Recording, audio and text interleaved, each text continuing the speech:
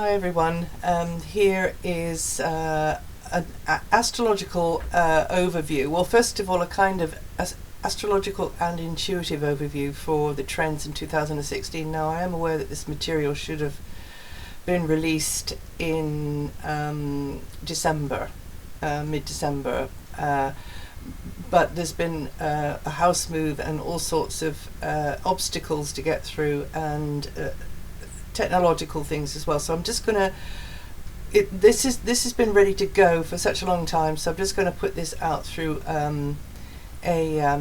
just a basic YouTube webcam format, and that's it. Then that'll be done.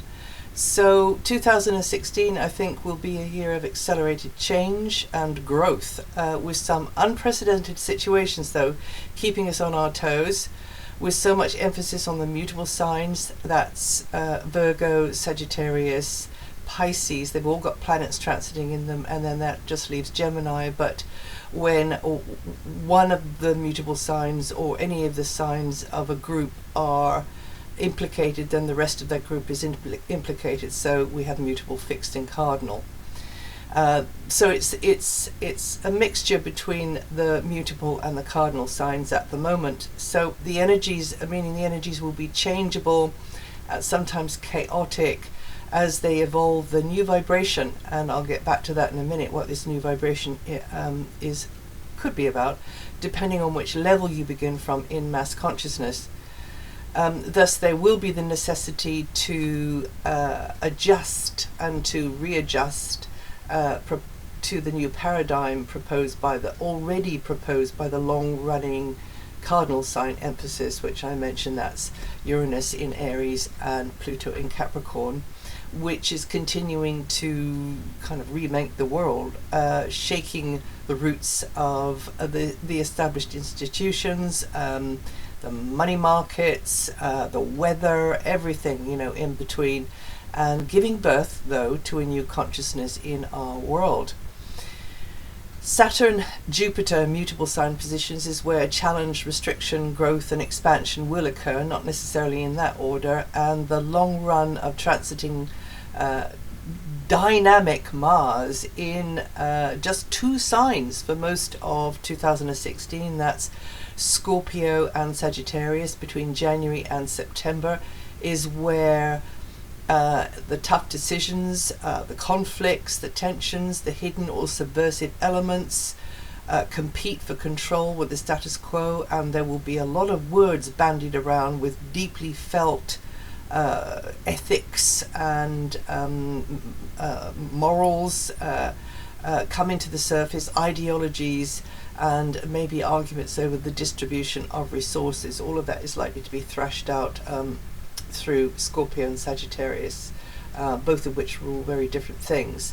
Just wanted to mention the Saturn Neptune aspect, which was hanging around in 2015, and that one is maybe last month or the month before, I related that to maybe the Ebola outbreak and certain weather events. So the Saturn Neptune aspect will continue to stir up the weather, encouraging watery weather events, although it could be others as well which have a knock-on effect with water. Saturn Neptune seems to coincide with El Nino, among other things, and the same aspect occurred in 1998, 1925 and 1891, when there were the particularly strong El Niños affecting our weather.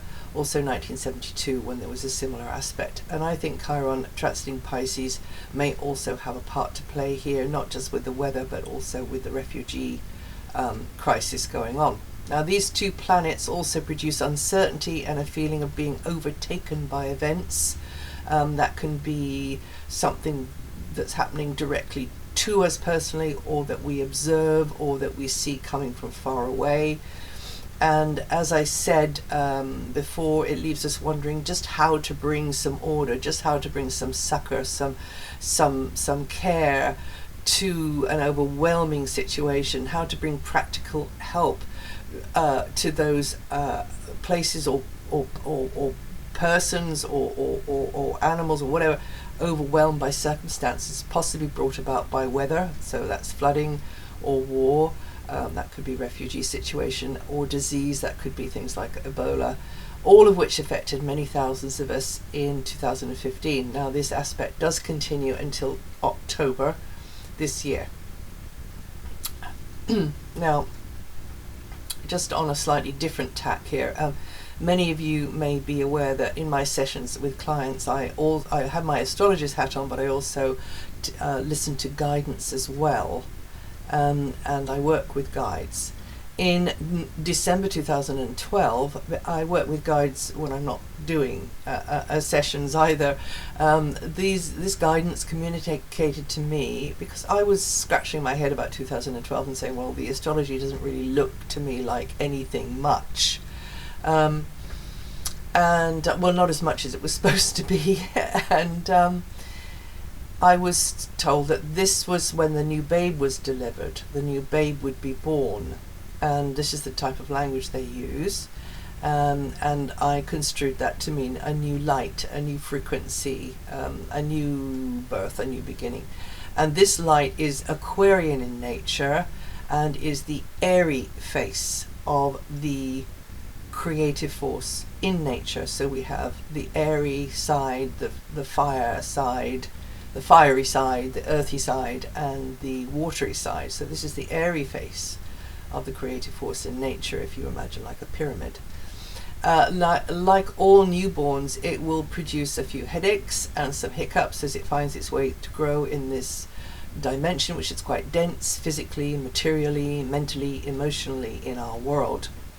And there's already been some really rapid growth, but some commentators speaking about what they were expecting in 2012 and then it didn't happen. I think some of that is going to start coming up in 2016, when it will feel very much like circumstances beyond our control. However, I think we'll get increasing control if hopefully it's in a good way.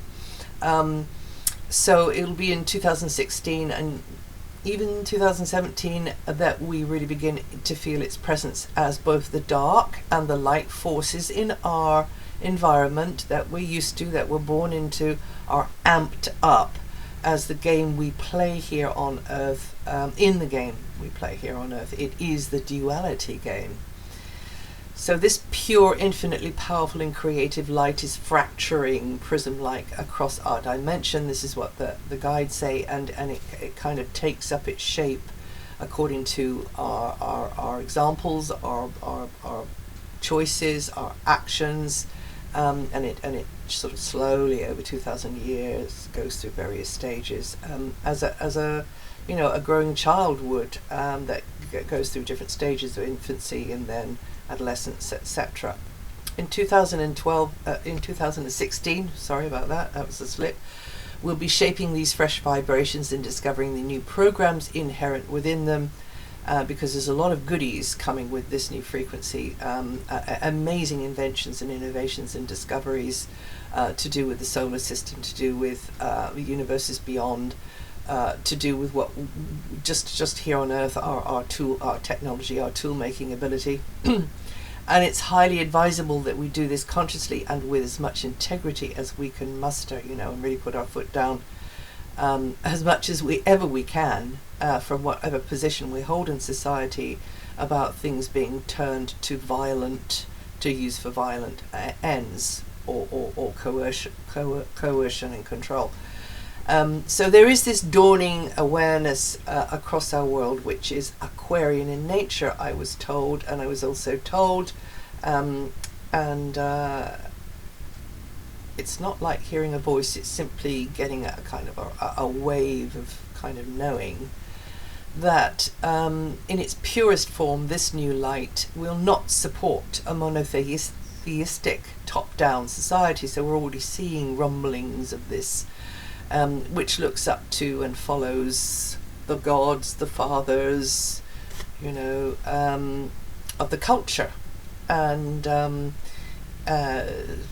that is a kind of a victim consciousness, really, because it says, okay, those guys on Mount Olympus have got all the power, but I don't have any, which in fact is totally wrong according to the guidance, and I've had this to myself over all my life, is that we are all part of that power. It couldn't exist without us as the components or the cells in that great Leviathan body. So, and also they say that women, and they've been saying this for years, women will increasingly step forward now and wield more influence in positions of authority in the world.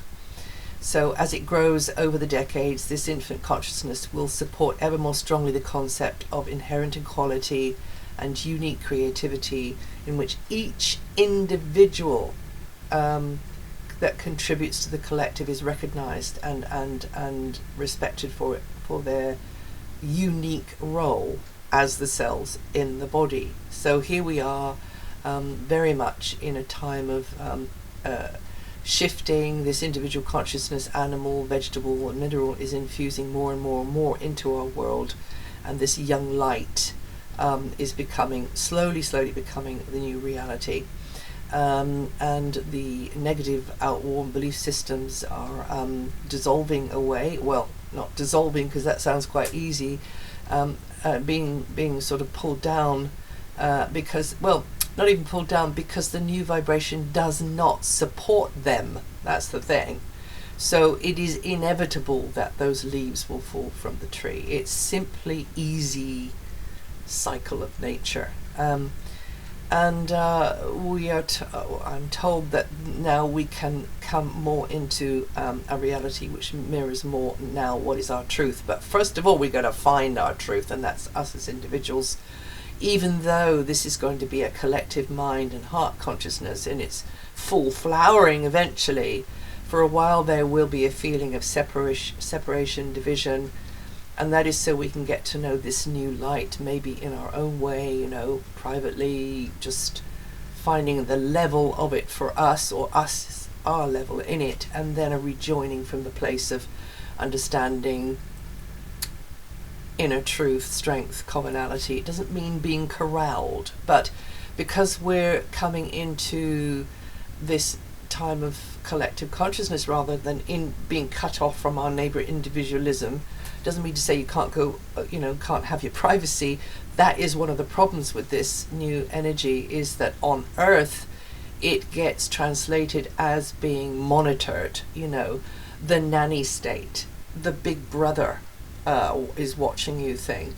You know, that's an automatic translation of that. So we still have our human rights, and we still have our right to feel and think whatever, as long as we're not doing harm and violence to another.